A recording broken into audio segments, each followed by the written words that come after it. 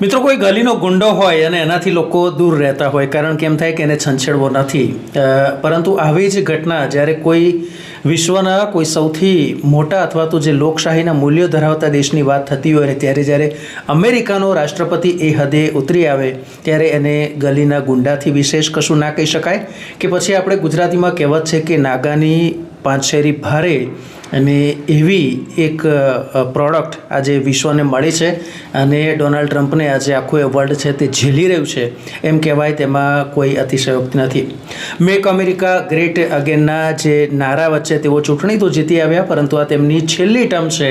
1 વર્ષ પૂરું થઈ ગયું છે, 3 વર્ષ બાકી છે અને તેમાં તેણે જે ધાર્યા કામ પાર પાડવાના છે. પરંતુ ક્યાંક કહી શકાય કે જે સામ દામ દંડ અને ભેદની નીતિને કારણે આજે અમેરિકા વિશ્વ સ્તરે પોતાની છબી છે તે ખરડી રહ્યું છે. કદાચ ભવિષ્યમાં એવું થાય કે કોઈ પણ જો અમેરિકન પ્રેસિડેન્ટ તરીકે આવે ને કોઈ નિવેદન આપે તો કદાચ જે તે દેશ છે તે નિવેદન પર 100 વાર વિચાર કરશે, કારણ કે જે દાદાગીરીની જે હદ અમેરિકા દ્વારા કરવામાં આવી છે એ કદાચ કહેવાય ને કે જે ગલીનો ગુંડો છે એ પણ ના કરે એ હદે નિમ્ન સ્તર અમેરિકાએ બતાવી દીધું છે. ખેર, સારા સમાચાર એ છે કે ગઈકાલે જે ડોનાલ્ડ ટ્રમ્પે જે જાહેરાત કરી, જે ટ્વીટ કરવામાં આવ્યું ને તે અનુસાર ખાસ વાત એ છે કે હવે ભારતને 18% ટેરિફ લાગશે. એટલે કે પહેલાં જે 25% હતો તે 18 લાગશે.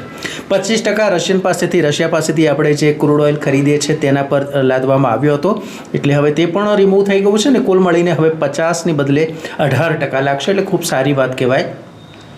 હવે ખાસ આપણે એ કહું કે હવે ફરી એકવાર આપણે જે અમેરિકાનું જે બજાર છે જે સર કરવું વધારે સરળ થશે. થોડી એની માહિતી આપી દઉં, કારણ કે વિશ્વમાં અત્યારે કયા કયા દેશો પર અમેરિકાએ કેટલા ટેરિફ નાખ્યા છે તેની વાત કરું તો બ્રાઝિલ પર 50%, ચીન પર 34%, સાઉથ આફ્રિકા પર 30%, સાઉથ કોરિયા પર 25%, થાઈલેન્ડ 23%, મલેશિયા 22%, બાંગ્લાદેશ 20% અને પાકિસ્તાન 19%. મિત્રો, આ એવા દેશો છે કે જે ખાસ કરીને અમેરિકામાં તેની પ્રોડક્ટ છે તે ખૂબ વેચાતી હોય છે, પરંતુ આ બધામાં હવે સૌથી નીચો દર છે તે ભારતનો આવી ગયો છે. આમ ભારતને ફરી એકવાર અમેરિકામાં પોતાનો જે માલ વેચવો છે તે સરળ પડશે. ખાસ કરીને 5 સેક્ટરમાં ફાયદા થશે. એક તો ભારતની વસ્તુઓ સસ્તી થશે, એક્સપોર્ટ વધશે, વેચાણ વધશે. કપડાં અને ગાર્મેન્ટમાં હવે ખૂબ જ સારી તકો છે. આમે ભારત પોતાનું જે કપડાં માર્કેટ જે એક્સપોર્ટ કરે છે, કપડાં ગાર્મેન્ટ, તેનું 28% અમેરિકામાં કરે છે, પરંતુ કોમ્પિટિશન હતી, હવે ફરી એકવાર આપણને બજાર પાછું મળશે. એન્જિનિયરિંગ ગુડ્સમાં ફરી એકવાર આપણે ભારત છે તે અમેરિકામાં છવાઈ જશે. સી ફૂડ તેમજ જ્વેલરીમાં પણ ખૂબ જ ફાયદો થાય એવી આશા છે, અને જે પ્રમાણે જે ડોલર છે તેની સામે રૂપિયો ફરી એકવાર મજબૂત થશે.